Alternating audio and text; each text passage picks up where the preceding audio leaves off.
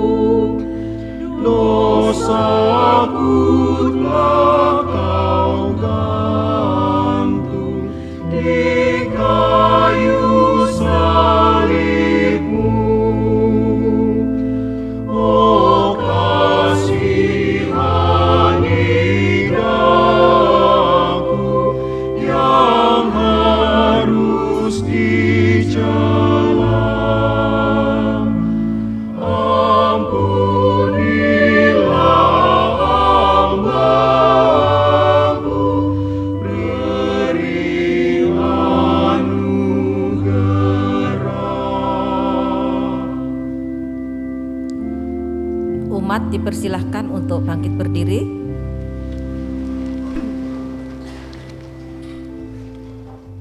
Umat yang terkasih, hari ini kita akan bersama merenungkan peristiwa Yesus disalib.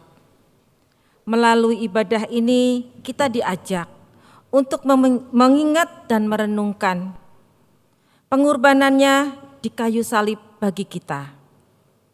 Marilah kita memusatkan hati kita pada kedaulatannya. Pandanglah salib Raja yang menderita dan mati untuk dunia.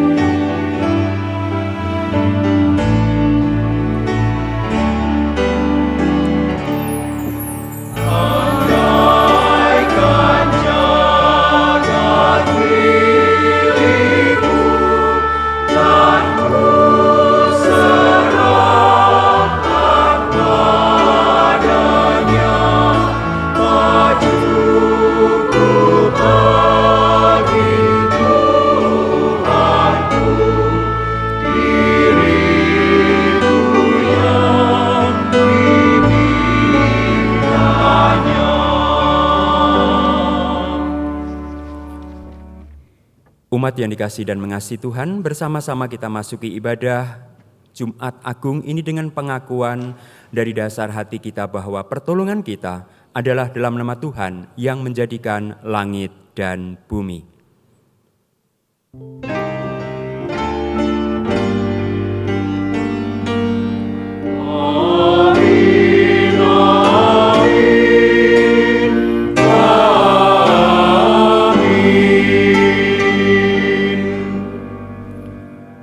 Tuhan yang tersalib dan mati di atas salib beserta saudara.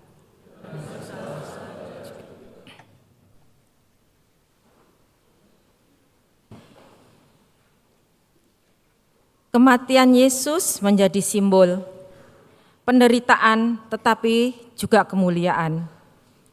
Melalui tubuh yang terkulai dan darah yang tercurah, Ia menyatakan cintanya bagi setiap kita. Kematiannya menjadi korban penebusan terakhir. Seperti penyataan Paulus dalam Ibrani 10 ayat 18. Jadi apabila untuk semuanya itu ada pengampunan, tidak perlu lagi dipersembahkan kurban karena dosa. Mari kita berdoa untuk mengakui segala dosa di hadapan Tuhan.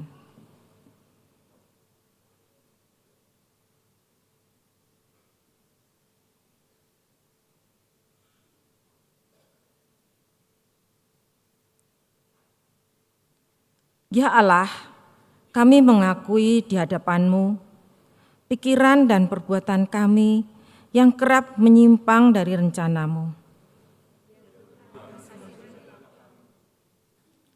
Kami yang tidak setia, tetapi Tuhan selalu setia, bahkan rela berkorban bagi kami. Kami yang telah ditebus, tetapi kerap kali tidak berlaku kudus dan mementingkan keinginan daging kami. Kami memohon pengampunan-Mu ya Tuhan, di dalam nama Tuhan Yesus yang mati bagi setiap kami.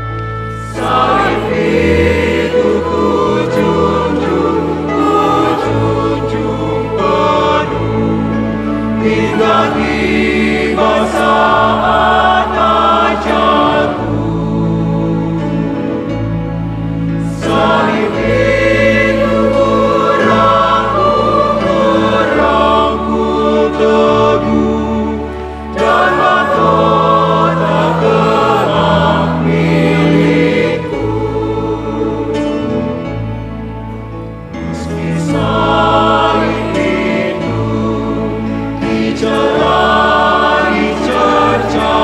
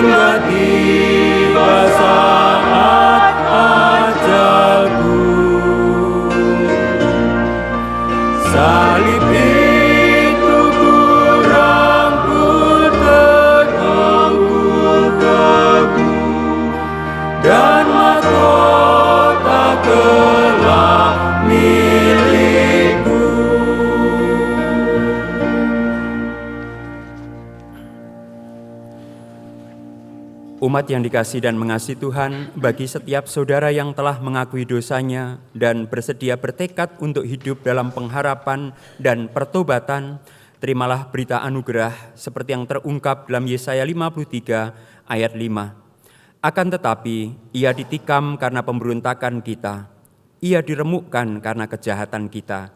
Hajaran yang mendatangkan damai sejahtera bagi kita ditimpakan kepadanya, dan karena bilur-bilurnya kita disembuhkan. Demikianlah berita anugerah dari Tuhan. Di dalam Kristus engkau telah diampuni. Dalam Kristus engkau pun diampuni. Damai Kristus bagimu. Dan bagimu juga.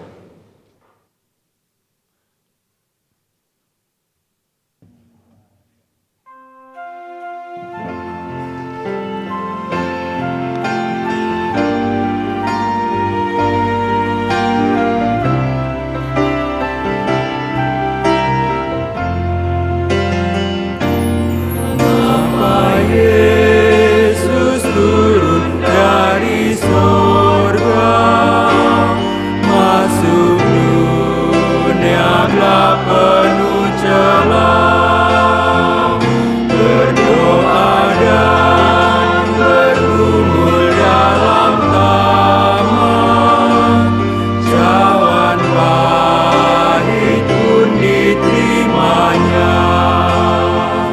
Mengapa Yesus menderita di derang, dan mahkota duri pun dipakainya?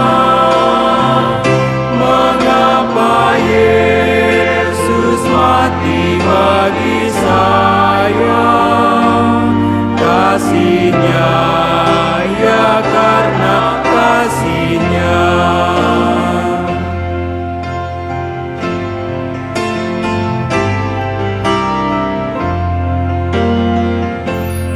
Mengapa Yesus memegang tanganku bila ku di jalan tersesat? Mengapa Yesus beriku kekuatan bila jiwaku mulai penat? Mengapa Yesus menanggung dosaku? Ribu damai serta sukacitanya. Mengapa Dia mau melindungiku? Kasih-Nya, ya karena kasih-Nya.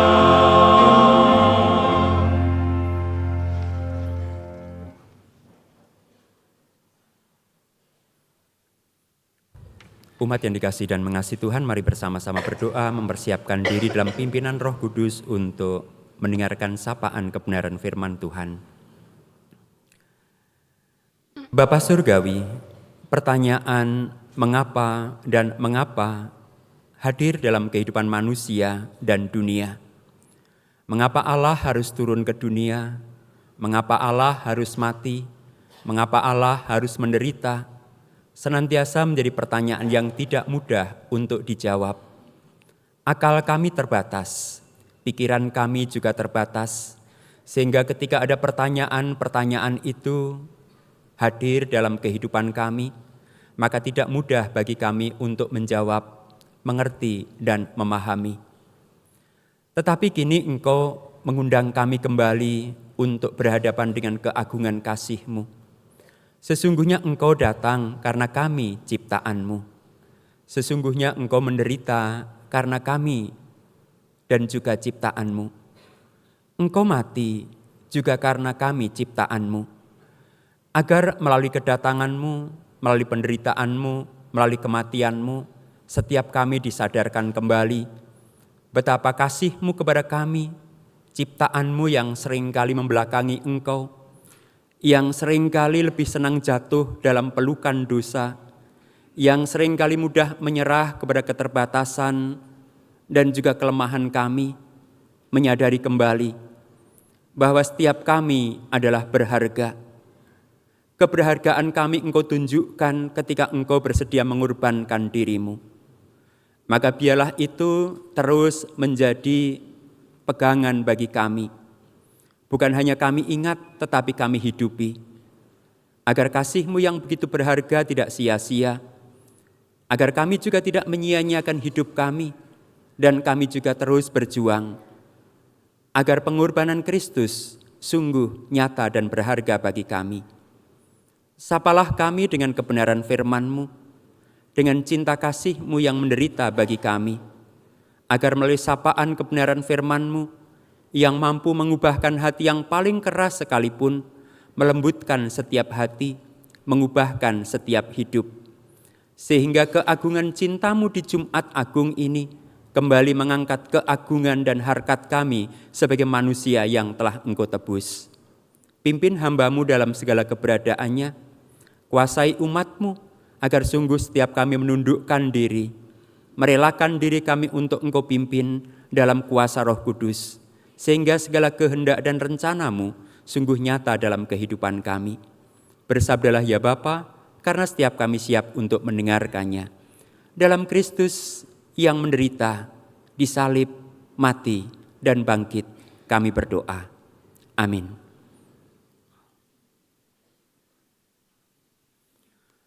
Injil Tuhan kita Yesus Kristus menurut Yohanes pasal 18 ayat 28 sampai dengan 19 ayat 37. Injil Tuhan kita Yesus Kristus menurut Yohanes pasal 18 ayat 28.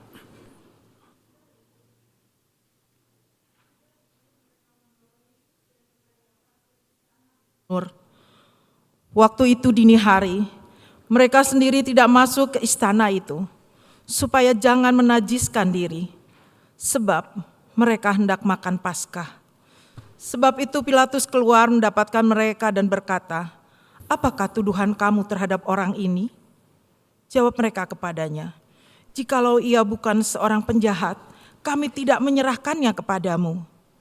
Kata Pilatus kepada mereka, "Ambillah dia dan hakimilah dia menurut hukummu sendiri." Kata orang-orang Yahudi itu, "Kami tidak diperbolehkan menghukum mati seseorang." Demikianlah supaya digenapi firman Yesus yang dikatakannya untuk menyatakan bagaimana caranya ia akan mati. Pilatus masuk kembali ke dalam istana gubernur, lalu memanggil Yesus dan bertanya kepadanya, "Apakah engkau raja orang Yahudi?" Jawab Yesus, "Apakah engkau mengatakan hal itu dari hatimu sendiri? Atau orang lain yang mengatakannya kepadamu tentang aku?" Kata Pilatus, "Apakah aku seorang Yahudi? Bangsamu sendiri dan imam-imam kepala yang telah menyerahkan engkau kepadaku. Apakah yang telah engkau perbuat?" Jawab Yesus, "Kerajaanku bukan dari dunia ini. Jikalau kerajaanku dari dunia ini, pasti hamba-hambaku telah melawan, supaya aku jangan diserahkan kepada orang-orang Yahudi. Akan tetapi kerajaanku bukan dari sini." Lalu kata Pilatus kepadanya, "Jadi engkau adalah raja?" Jawab Yesus, "Engkau mengatakannya bahwa aku adalah raja. Untuk itulah aku lahir, dan untuk itulah aku datang ke dalam dunia ini, supaya aku bersaksi tentang kebenaran. Setiap orang yang berasal dari kebenaran mendengarkan suaraku." Kata Pilatus kepadanya, "Apakah kebenaran itu?"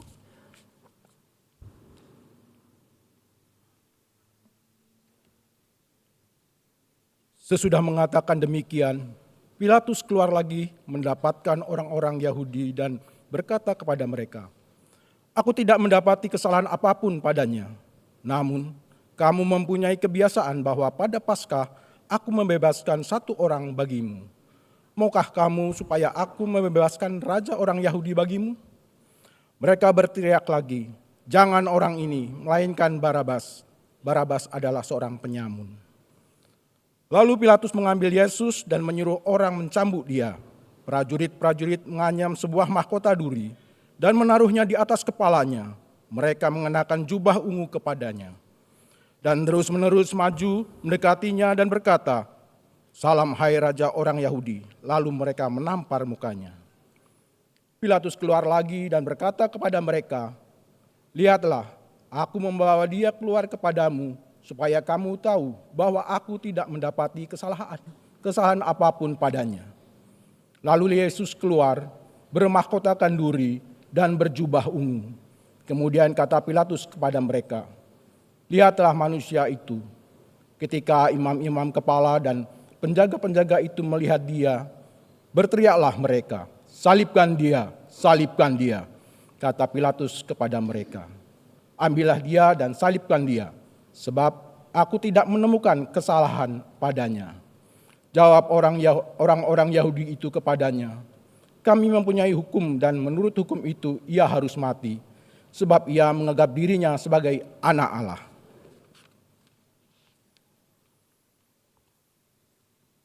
Ketika Pilatus mendengar perkataan itu, ia makin takut. Lalu ia masuk lagi ke dalam istana gubernur dan berkata kepada Yesus, dari manakah asalmu? Namun Yesus tidak memberi jawab kepadanya. Karena itu kata Pilatus kepadanya, tidakkah engkau mau bicara dengan aku? Tidakkah engkau tahu bahwa aku berkuasa untuk membebaskan engkau dan berkuasa juga untuk menyalibkan engkau? Yesus menjawab, engkau tidak mempunyai kuasa apapun terhadap aku, jikalau kuasa itu tidak diberikan kepadamu dari atas. Sebab itu, dia yang menyerahkan aku kepadamu lebih besar dosanya. Sejak itu, Pilatus berusaha untuk membebaskan dia, tetapi orang-orang Yahudi berteriak, jikalau engkau membebaskan orang ini, engkau bukanlah sahabat Kaisar. Setiap orang yang menganggap dirinya sebagai raja, ia melawan Kaisar. Ketika Pilatus mendengar perkataan itu, ia menyuruh membawa Yesus keluar, dan ia duduk di kursi pengadilan di tempat yang bernama Litostrotos, dalam bahasa Yunani Ibrani Gabata. Hari itu, hari persiapan Paskah, kira-kira jam 12. Kata Pilatus kepada orang-orang Yahudi itu, lihatlah rajamu. Lalu berteriaklah mereka, enyahkan dia, salibkan dia. Kata Pilatus kepada mereka, haruskah aku menyalibkan rajamu? Jawab imam-imam kepala, kami tidak mempunyai raja selain Kaisar. Akhirnya Pilatus menyerahkan Yesus kepada mereka untuk disalibkan.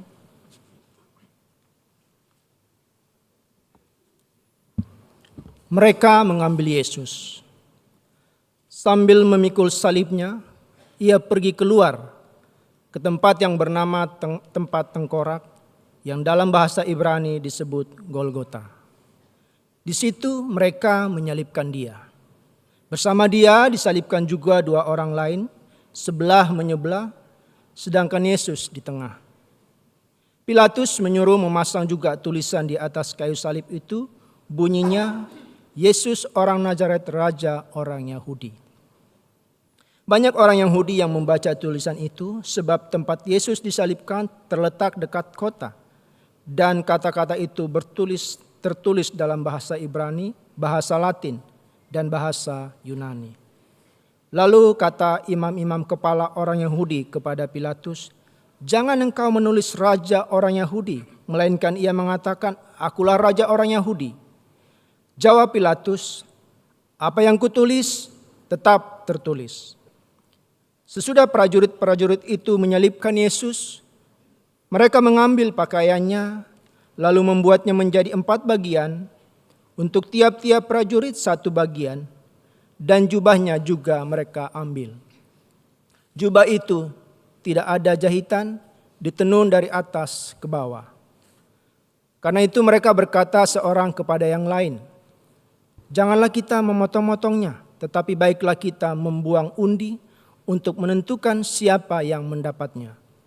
Demikianlah supaya digenapi yang tertulis dalam kitab suci. Mereka membagi pakaianku di antara mereka, dan mereka membuang undi atas jubahku." Semua itu telah dilakukan prajurit-prajurit itu. Dekat salib Yesus berdiri ibunya dan saudara ibunya, Maria istri Klopas dan Maria Magdalena. Ketika Yesus melihat ibunya dan murid yang dikasihinya di sampingnya, berkatalah ia kepada ibunya, "Ibu, inilah anakmu." Kemudian katanya kepada muridnya, "Inilah ibumu." Sejak saat itu, murid itu menerima dia di dalam rumahnya. Sesudah itu, karena Yesus tahu bahwa segala sesuatu telah selesai, berkatalah ia, supaya digenapi yang tertulis dalam kitab suci, "Aku haus." Di situ ada suatu bejana penuh anggur asam. Lalu mereka melilitkan suatu bunga karang yang telah dicelupkan dalam anggur asam pada sebatang hisop, lalu mengulurkannya ke mulut Yesus.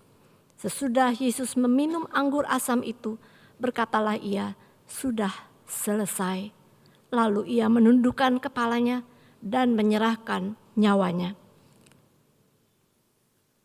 Karena hari itu hari persiapan dan Sabat hari yang besar, supaya pada hari Sabat mayat-mayat itu tidak tinggal tergantung pada kayu salib, para pemuka Yahudi meminta kepada Pilatus agar kaki orang-orang itu dipatahkan dan mayat-mayatnya diturunkan. Lalu datanglah prajurit-prajurit mematahkan kaki orang yang pertama dan kaki yang lain yang disalibkan bersama dengan Yesus. Namun ketika mereka sampai kepada Yesus dan melihat bahwa ia telah mati, mereka tidak mematahkan kakinya. Tetapi seorang dari antara para prajurit itu menikam lambungnya dengan tombak dan segera mengalir keluar darah dan air. Orang yang melihat sendiri hal itu yang bersaksi dan kesaksiannya benar, dan ia tahu bahwa ia mengatakan kebenaran, supaya kamu juga percaya. Sebab hal itu terjadi supaya digenapi yang tertulis dalam kitab suci, tidak ada tulangnya yang akan dipatahkan. Dan ada pula nas lain yang mengatakan mereka akan memandang dia yang telah mereka tikam. Demikianlah Injil Yesus Kristus. Berbahagialah mereka yang mendengarkan firman Allah dan yang memeliharanya. Hosana.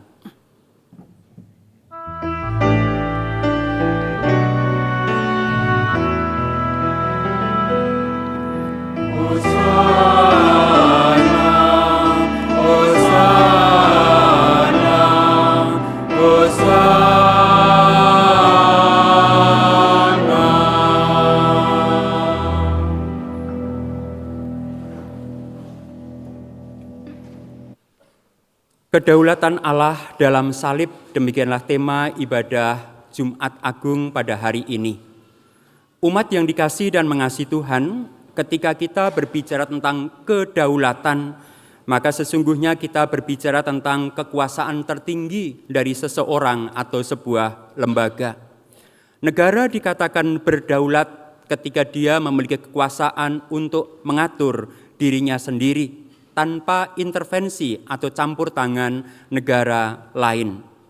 Rakyat dikatakan berdaulat ketika apa yang seharusnya menjadi hak dan milik rakyat itu sungguh dapat ternikmati dalam kehidupannya. Bapak, Ibu, dan saudara terkasih, apakah kita saat ini juga menjadi pribadi-pribadi yang berdaulat? Hal ini penting. Karena ketika kita mengatakan sebagai pribadi-pribadi yang berdaulat, maka kita selalu punya daya juang untuk mengalahkan segala kuasa, segala sesuatu yang akan membuat kita kalah dan jatuh. Bahkan saat kita berada dalam kondisi paling lemah sekalipun, kita tidak akan membiarkan diri kita dijajah atau dikuasai oleh sebuah kekuasaan lain. Bukankah dalam kehidupan ini seringkali kita menjadi manusia yang rentan? Kita sangat mudah untuk marah, kita sangat mudah untuk tersinggung, kita sangat mudah untuk membenci, kita sangat mudah untuk mengubarkan permasalahan-permasalahan dari hal yang sederhana. Ketika itu masih terjadi, sesungguhnya kita bukanlah orang yang berdaulat. Kita masih dijajah oleh kuasa-kuasa di sekitar kita yang sangat dengan mudah masuk dalam hati kita. Sangat mudah bagi kita untuk menjual Yesus karena ada hal-hal yang menggoda kita. Sangat mudah bagi kita untuk mengkhianati Yesus atau menyangkal Yesus karena kita merasa terancam dengan berbagai hal yang ada di sekeliling kita.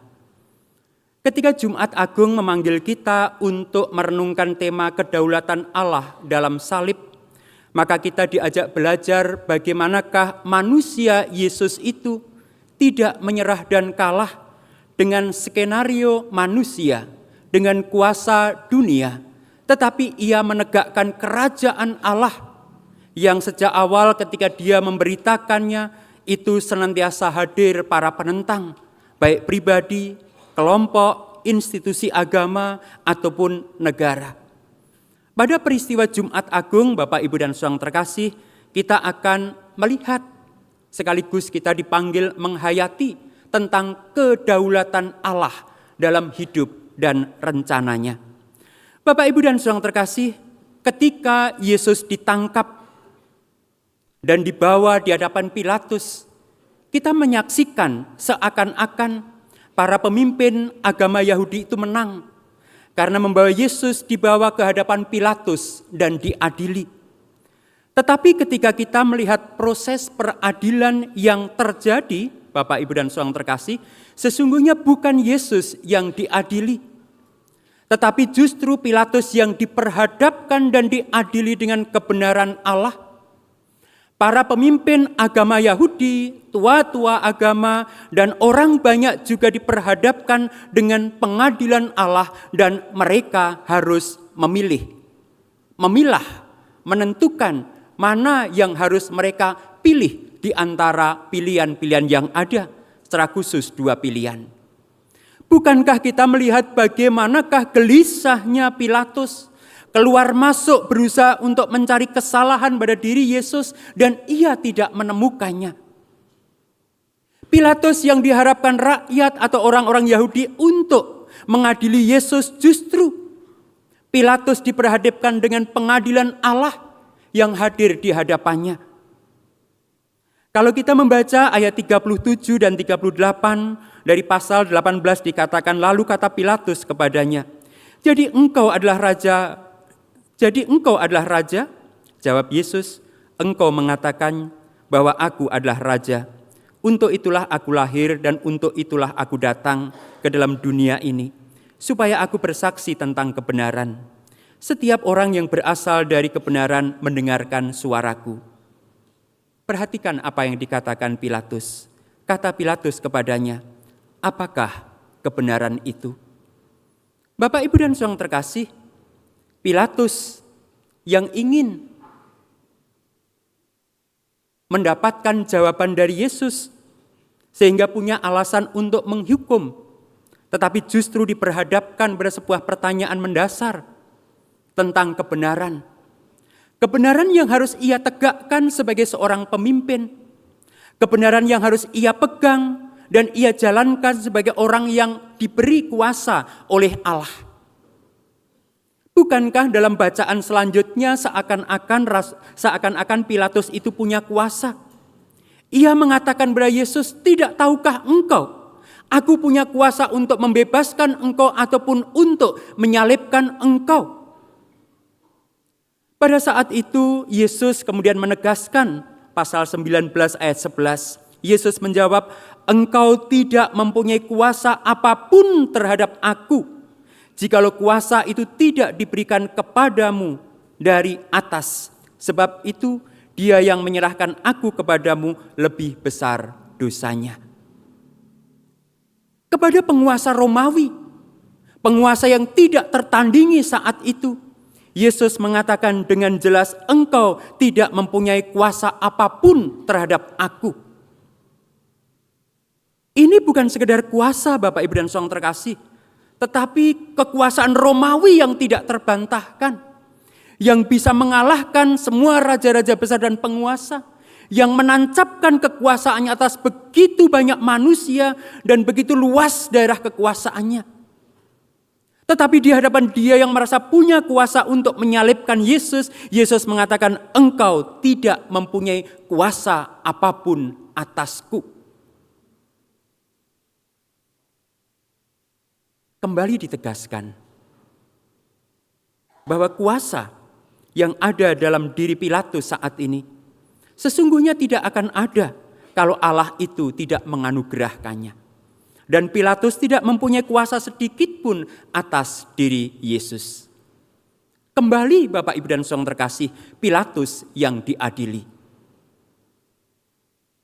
Para ahli Taurat, para pemimpin agama, orang-orang Yahudi yang berteriak salibkan dia, juga sedang diadili.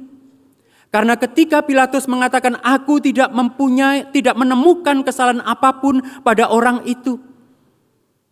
Dan ketika dikembalikan kepada rakyat, kepada orang yang berteriak-teriak untuk meminta Yesus disalibkan, maka mereka justru meminta Barabas. Jangan orang ini, melainkan Barabas. Ketika kebenaran itu termanipulasi, ketika kebencian itu menguasai hidup, maka kebenaran itu terhapus. Mereka lebih suka menyukai Barabas daripada menyukai Yesus yang membawa kebenaran tetapi menggelisahkan hidup mereka. Kebenaran akan menggelisahkan karena kebenaran itu akan membuat nurani kita merasa tidak nyaman ketika kita melakukan hal-hal yang tidak benar. Bapak, Ibu dan Saudara terkasih, sekali lagi ketika Pilatus tidak menemukan kesalahan itu, maka kemudian dia berusaha untuk membebaskan Yesus. Sejak itu Pilatus berusaha untuk membebaskan dia. Tetapi orang-orang Yahudi berteriak, jikalau engkau membebaskan orang ini, engkau bukanlah sahabat Kaisar. Setiap orang yang menganggap dirinya sebagai raja, ia melawan Kaisar.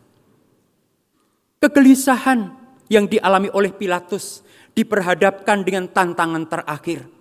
Ketika engkau membebaskan Yesus yang mengaku dirinya raja, maka engkau bukan sahabat Kaisar.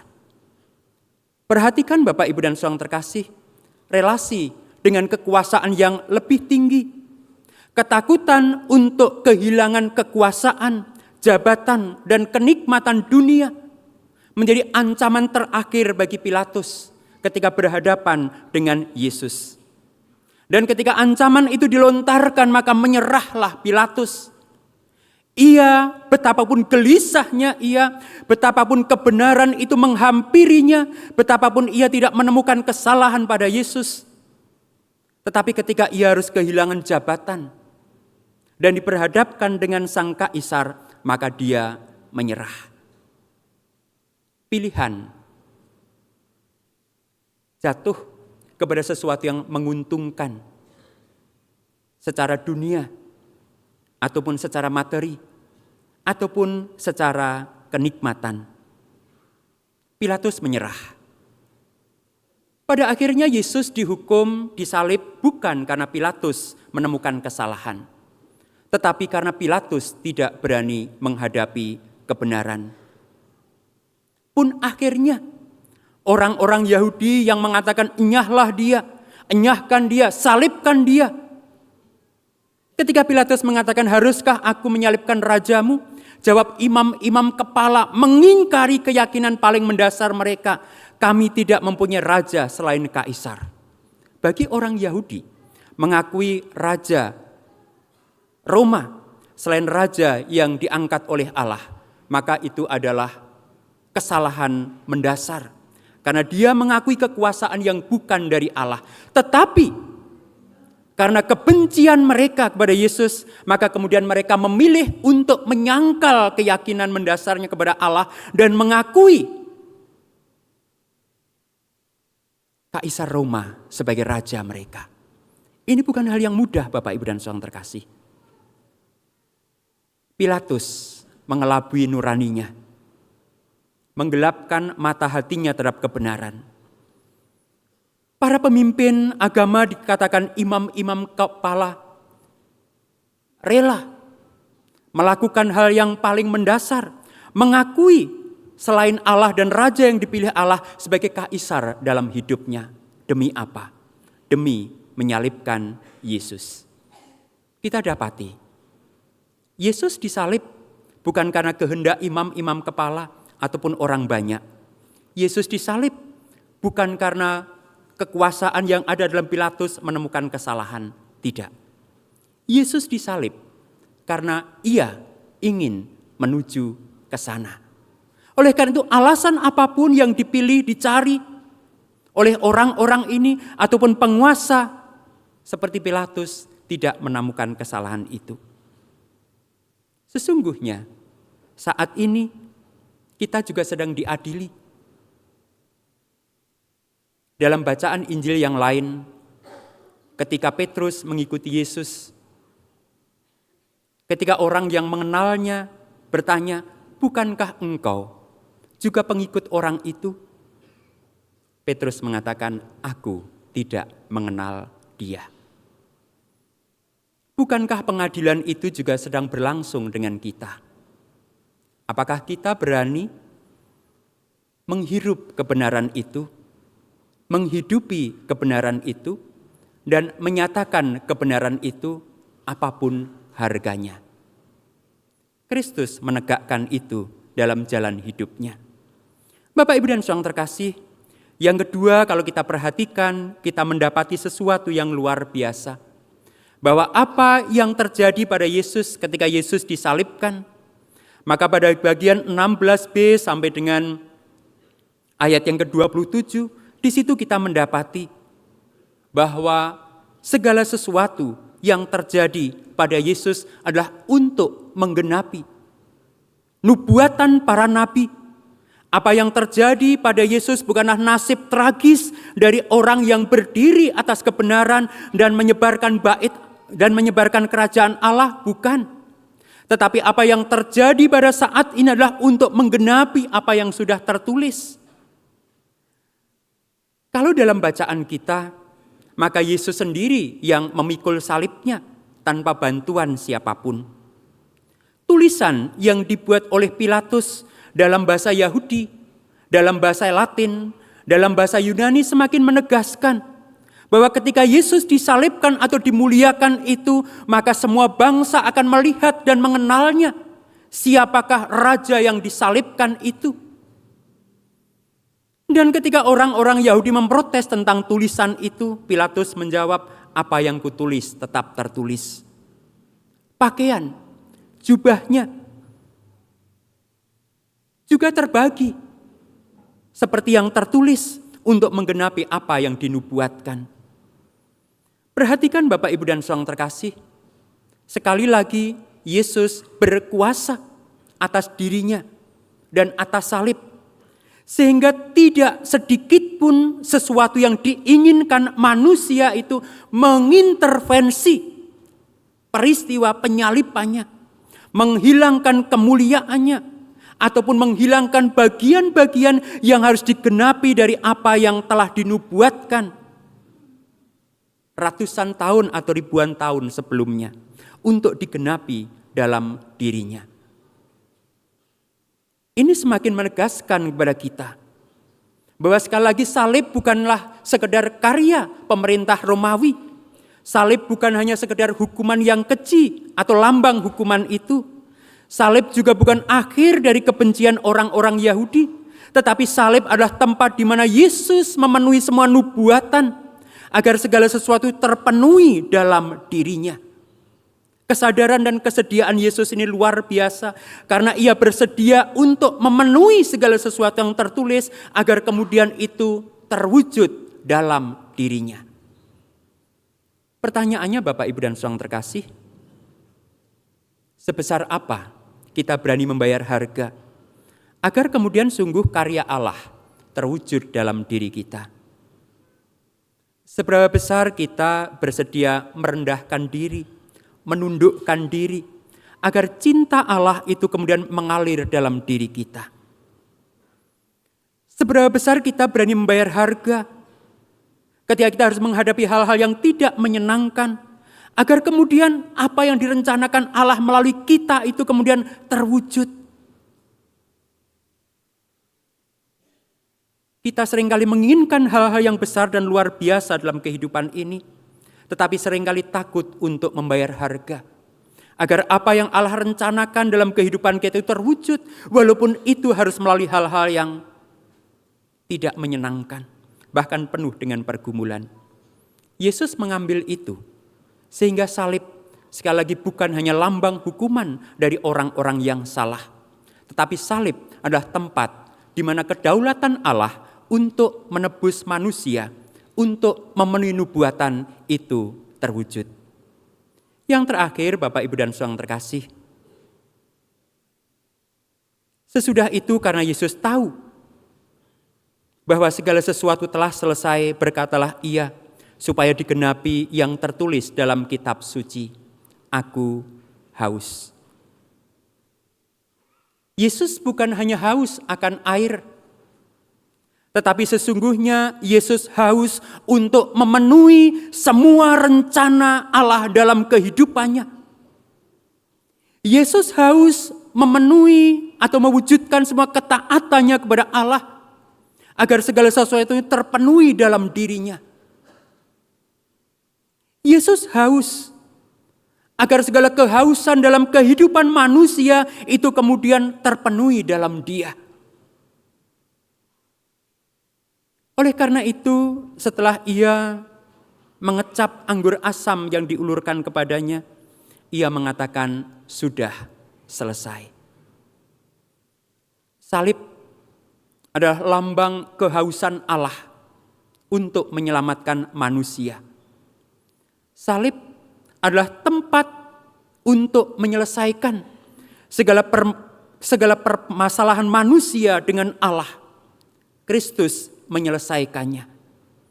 Segala sesuatu yang harus Ia kerjakan, Ia selesaikan. Ia punya kuasa atas dirinya, bukan orang lain. Ia punya kuasa atas segala sesuatu yang harus Ia genapi dalam dirinya, bukan orang lain. Lalu Ia menundukkan kepalanya dan menyerahkan nyawanya. Kalau orang mati biasa, Bapak, Ibu, dan Saudara terkasih, maka sebelum mati tentu Ia sudah menundukkan kepala. Sebelum mati Ia menundukkan kepalanya. Tetapi Yesus, Ia menundukkan kepalanya lalu menyerahkan nyawanya. Ia tidak terkulai kalah, tetapi dengan sadar Ia menyerahkan nyawanya di atas salib. Ia mati bukan karena beratnya siksaan. Ia mati bukan karena penderitaan yang tidak tertanggungkan. Ia mati karena Ia tahu karyanya sudah selesai. Maka kata "sudah selesai" menjadi bukti kedaulatan Allah atas salib. Dan juga kedaulatan Allah atas salib itu dilengkapi ketika tidak ada tulangnya yang dipatahkan. Ada sebuah kebiasaan dari orang-orang yang disalib itu untuk dipatahkan salah satu tulang kakinya sebagai penanda ia telah mati. Tetapi ketika prajurit-prajurit itu menjumpai Yesus, ternyata Ia sudah mati sehingga tidak ada tulangnya yang terpatahkan. Selain tombak yang menikam lambungnya. Sekali lagi Bapak, Ibu, dan Saudara terkasih, itu untuk menggenapi nubuatan. Agar segala sesuatu yang terjadi itu terjadi dalam kedaulatan Allah. Bukan dalam rencana manusia, juga bukan dalam kekuasaan yang paling berkuasa dan paling tinggi saat itu menurut ukuran dunia, yaitu Romawi dan para penguasa. Kepada kita saat ini, kepada orang-orang yang mengaku percaya kepada Yesus, kita juga ditantang dan diundang untuk menghidupi kedaulatan yang Allah berikan kepada kita. sebagai orang-orang yang sudah ditebus untuk tidak mudah menyerah ataupun kompromi, untuk tidak mudah takut, kemudian menjual dan menyangkal Yesus. Untuk juga memiliki keyakinan bahwa ketika Allah mengizinkan segala sesuatu terjadi dalam kehidupan kita, Allah sedang menggenapkan rencananya dalam kehidupan kita. Tidak mudah, tetapi itu mengagungkan kemuliaan dan keagungan. Sebagaimana salib bukan lagi lambang hukuman yang keji dan mengerikan, tetapi lambang kemuliaan Allah yang menebus manusia. Tuhan berkati, amin.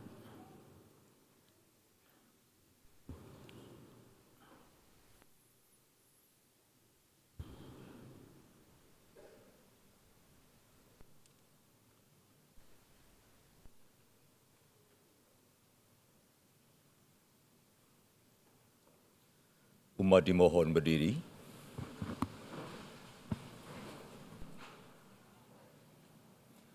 Bersama dengan umat Allah di masa lalu, masa kini, dan masa depan, dengan mengingat janji baptis kita ucapkan pengakuan iman rasuli yang berbunyi demikian.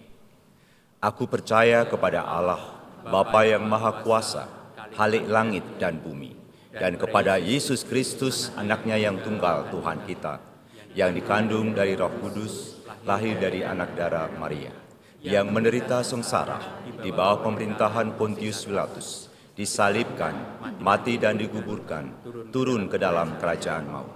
Pada hari yang ketiga, bangkit pula dari antara orang mati, naik ke surga, duduk di sebelah kanan Allah, Bapa yang Maha Kuasa, dan dari sana Ia akan datang untuk menghakimi orang yang hidup dan yang mati. Aku percaya kepada Roh Kudus, gereja yang kudus dan am, persekutuan orang kudus, pengampunan dosa, kebangkitan orang mati, dan hidup yang kekal. Amin. Umat tetap berdiri.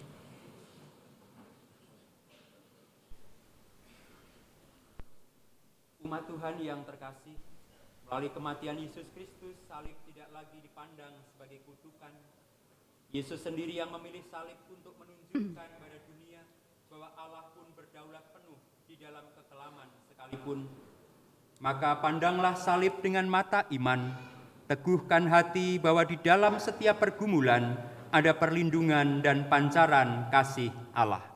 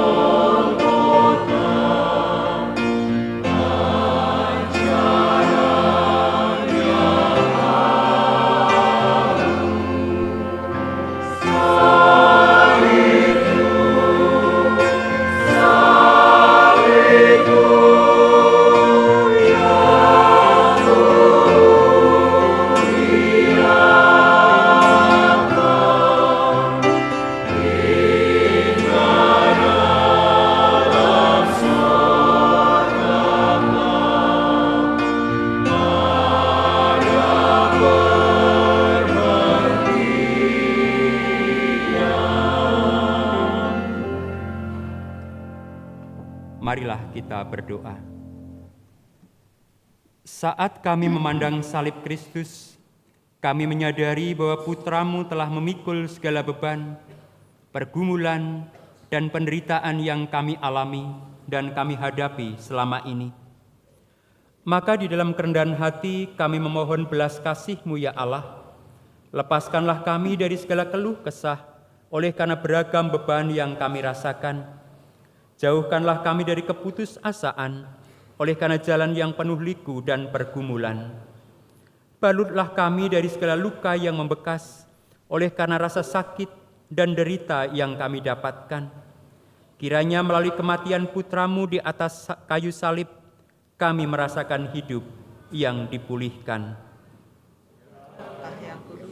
Kasihanilah kami.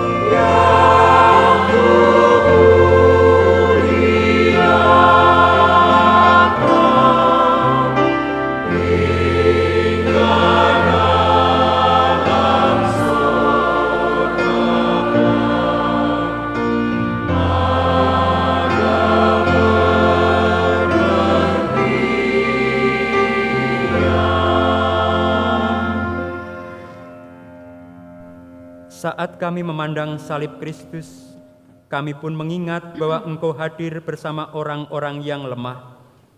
Mereka yang sedang tidak berdaya oleh karena kondisi fisik maupun mental yang tidak baik. Mereka yang menjadi korban ketidakadilan. Mereka yang tersisih dan terpinggirkan oleh karena status sosial maupun ekonomi. Mereka yang sedang bingung oleh karena begitu terjepit dan menemukan jalan buntu dan tidak tahu lagi harus bagaimana. Maka dalam kerendahan hati kami memohon belas kasih-Mu ya Allah. Nyalakanlah harapan yang tak pernah pudar bagi mereka yang menantikan pemulihan. Nyatakanlah keadilan dan kebenaran bagi mereka yang tertindas. Berikanlah secercah cahaya bagi mereka yang ada dalam kegelapan. Dan gerakkanlah kami di dalam keterbatasan menjadi tangan-tangan yang menyalurkan kasih-Mu. Ya Allah yang kudus, kasihanilah kami.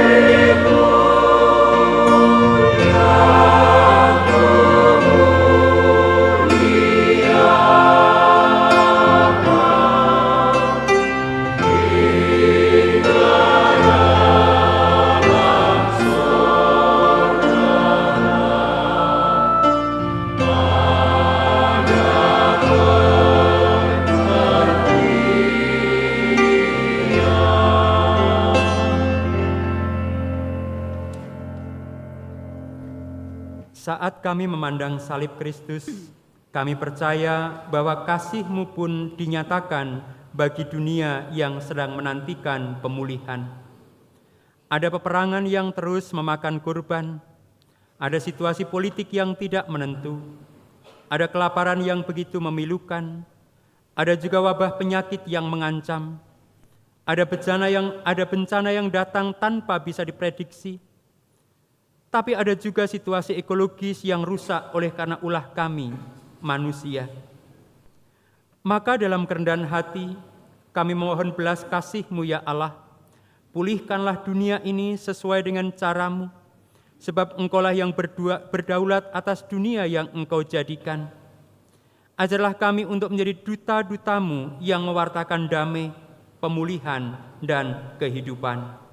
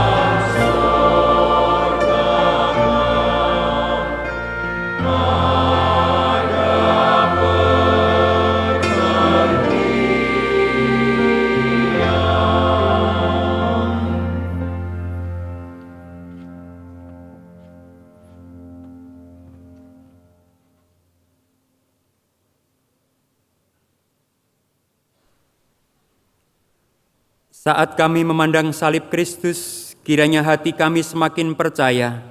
Sehabis gelap ada terang, di tengah ratap ada harap, setelah kehancuran ada pemulihan, dan bahkan di balik jalan derita dan kematian ada jalan kemuliaan dan kehidupan. Itu semua terjadi karena Engkau sungguh berdaulat di dalam segalanya. Di dalam nama Tuhan Yesus Kristus, Anak Domba Allah yang menebus dunia. Amin. Silakan duduk kembali.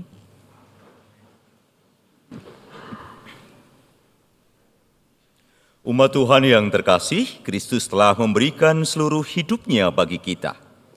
Marilah kita pun memberikan hidup kita untuk hormat dan kemuliaan namanya. Firman Tuhan menyapa kita dari Roma 6 ayat 10 dan 11. Sebab ia mati, yakni mati terhadap dosa, satu kali untuk selama-lamanya. Namun ia hidup, yakni hidup bagi Allah. Demikianlah hendaknya kamu memandangnya, bahwa kamu telah mati terhadap dosa, tetapi kamu hidup bagi Allah dalam Kristus Yesus. Bapak Ibu Saudara dapat memasukkan sampul persembahan ke kantong atau kotak persembahan yang tersedia. Persembahan juga dapat ditransfer ke rekening BCA GKI Pengadilan atau melalui scan QR, dan persembahan amplop aksi puasa Paskah dapat dimasukkan ke dalam kotak persembahan atau ditransfer dengan menambahkan angka 24 di belakang nominal transfer.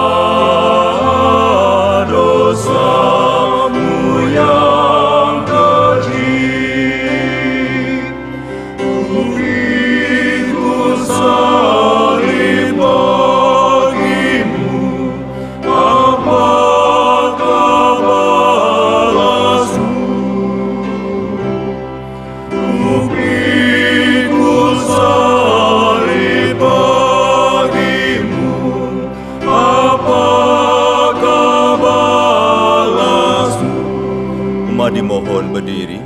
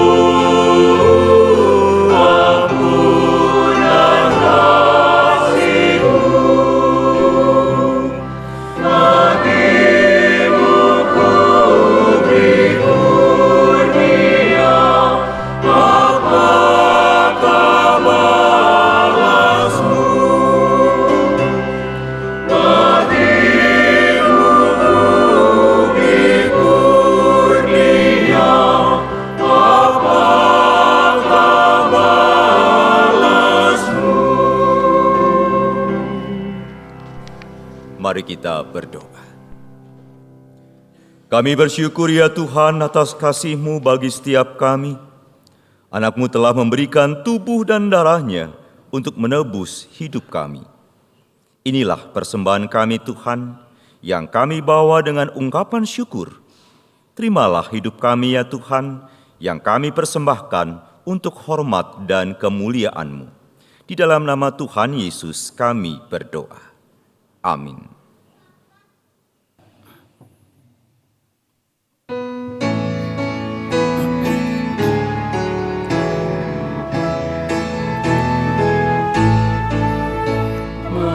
Menyusuplah dosa, telah merusak kehidupan, mengubah dunia, berselimut kegelapan.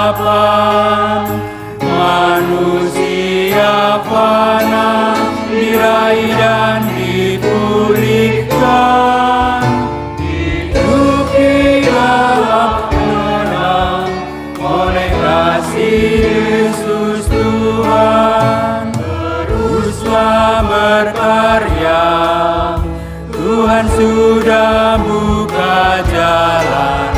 Tataplah ke depan, Dia jamin kehidupan.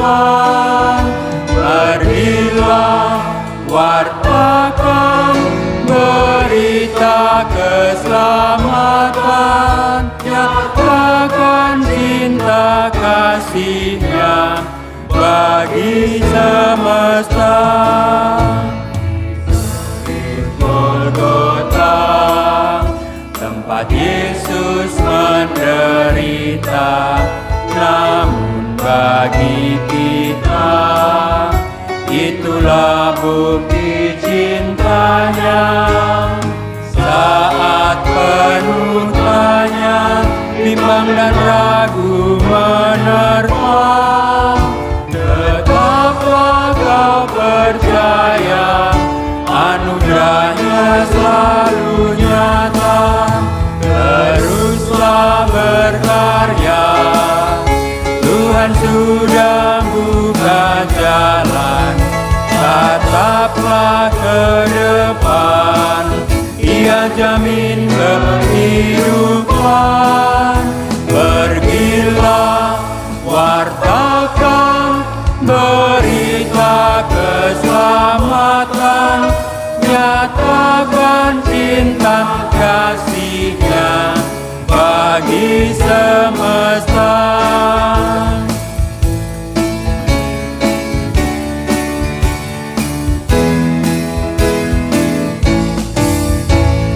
Tergulinglah batu dan halangan pun tersingkir, namun bagi kita melampaui akal budi yang tak terbayangkan, kita percaya terjadi. Kuasa-Nya yang besar memberikan pengharapan. Teruslah berkarya, sudah buka jalan, tataplah ke depan, Dia jamin kehidupan. Pergilah, wartakan berita keselamatan, nyatakan cinta kasih-Nya bagi semesta. Agar sungguh setiap kita bisa berkarya di jalan yang telah Tuhan buka, maka senantiasa arahkanlah hatimu kepada Tuhan. Jadilah saksi Kristus. Terpujilah Tuhan. Terimalah berkat-Nya. Allah Bapa, Anak, dan Roh Kudus yang dalam anugerah-Nya telah mengasihimu dan menganugerahkan penghiburan abadi dan pengharapan baik kepadamu, kiranya menghibur dan menguatkan hatimu dalam setiap pekerjaan dan perkataan yang baik hari ini, esok, dan seterusnya.